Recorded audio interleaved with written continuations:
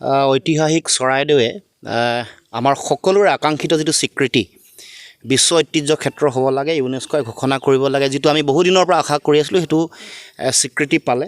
আৰু আমি সকলোৱে এই যিটো আমাৰ প্ৰাপ্তিৰ যিটো আনন্দ আমি সকলোৱে অনুভৱ কৰিছোঁ আৰু সকলোৱে ইয়াক এটা আমাৰ জাতীয় জীৱনৰ প্ৰাপ্তি বুলি আমি সকলোৱে গ্ৰহণ কৰিছোঁ। আৰু এই যিটো ঐতিহাসিক যিটো আমাৰ স্বীকৃতি, এই স্বীকৃতিটো পৰৱৰ্তী দিনসমূহত এই বিশ্ব ঐতিহ্য ক্ষেত্ৰলৈ যাতে সমগ্ৰ পৃথিৱীৰ মানুহ আহে, পৰ্যটক আহে, তাৰ এটা পৰিৱেশ, সুদূৰ প্ৰসাৰী পৰিৱেশ এটা আমাৰ চৰকাৰৰ ফালৰ পৰা কৰিব লাগিব। কাৰণ এই স্বীকৃতিৰ লগত ইয়াৰ পৰ্যটন, ইয়াত বিভিন্ন ধৰণৰ গৱেষণা, এই কথাবোৰ জড়িত হৈ আছে। গতিকে প্ৰথমে মই চৰকাৰৰ যিটো উদ্যোগ, ইনিচিয়েটিভ যিটো ল'লে ৰাজ্য চৰকাৰ, কেন্দ্ৰীয় চৰকাৰ, তেওঁলোকক ধন্যবাদ জনাইছোঁ। কিন্তু তাৰ লগে লগে পৰৱৰ্তী দিনসমূহত প্ৰয়োজনীয় যিটো পদক্ষেপ, সেইটো আমি অব্যাহত ৰাখিব লাগিব। কাৰণ 600 বছৰীয়া আহোম ৰাজশাসনৰ ঐতিহ্যপূৰ্ণ এই চৰাইদেউ আৰু এই ৰাজশাসনৰ লগত জড়িত হৈ থকা বিভিন্ন ধৰণৰ কীৰ্তিচিহ্নসমূহৰ সংৰক্ষণ, সংবৰ্ধন আৰু এইসমূহক বিশ্বৰ দৰবাৰলৈ আগবঢ়াই লৈ যোৱাৰ আমাৰ যিটো জাতীয় দায়িত্ব, এই দায়িত্ব সকলোৱে পালন কৰিব লাগিব।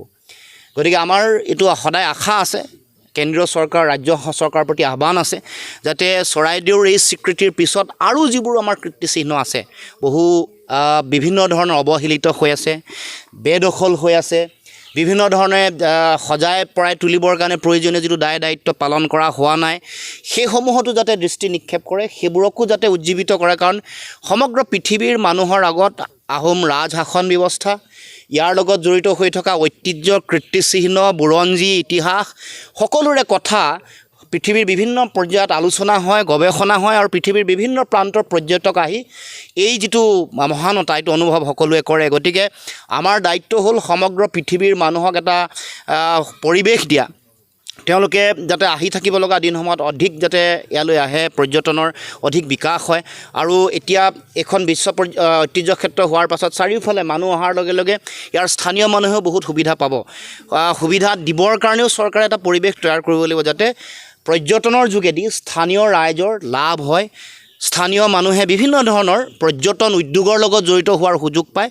তাৰ কাৰণেও এটা পৰিকাঠামো গঢ়ি তুলিবৰ কাৰণে চৰকাৰৰ ফালৰ পৰা নিখুঁত এটা সুসংহত বিজ্ঞানসন্মত পৰিকল্পনা গঢ়ি তোলাৰ এটা প্ৰয়োজনীয়তা আছে। গতিকে আহ্বান জনাম কেন্দ্ৰীয় ৰাজ্য চৰকাৰে, ইউনেস্কোৰ স্বীকৃতিৰ পিছত ইউনেস্কোই লোৱা বিধি ব্যৱস্থা বা তেওঁলোকে দিয়া বিভিন্ন সহায় সহযোগিতাৰ উপৰিও কেন্দ্ৰীয় ৰাজ্য চৰকাৰৰ নিজেও যাতে এটা উদ্যোগ থাকে, যাতে চৰাইদেউ আৰু এই চৰাইদেউৰ চাৰিওফালে থকা যিবোৰ কীৰ্তিচিহ্ন আছে, সকলোকে যাতে অতি সৰ্বাংগ সুন্দৰকৈ গঢ়ি তোলে আৰু পৰ্যটন উদ্যোগটোৰ যাতে এটা সমৃদ্ধিশালী বিকাশ হয়, তাৰ কাৰণে তেওঁলোকে বিশেষ উদ্যোগ লয়।